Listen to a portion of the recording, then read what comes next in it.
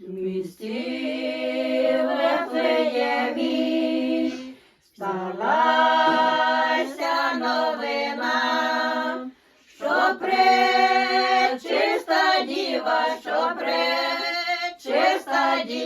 породила сина, що пречиста діва породила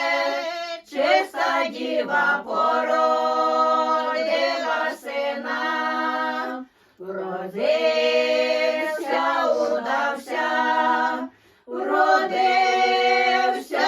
удався на Бога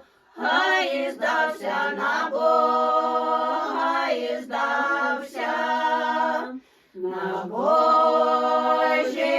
руки,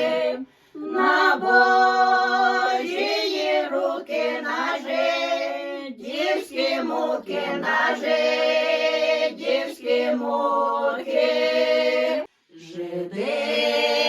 його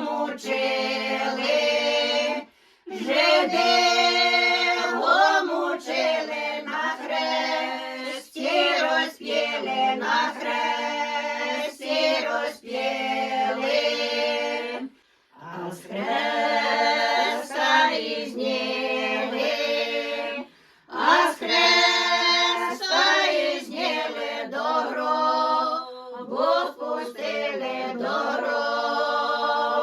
впустили,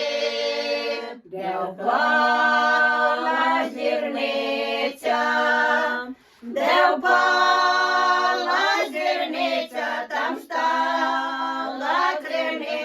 там стала криниця,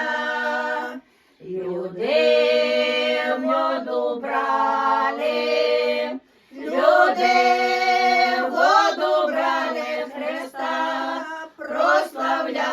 Христа прославляли,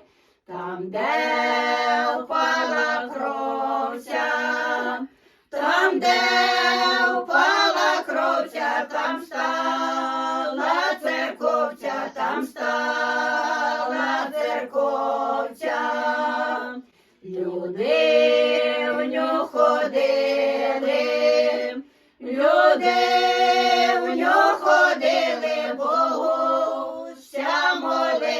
Богуся молили, на третій день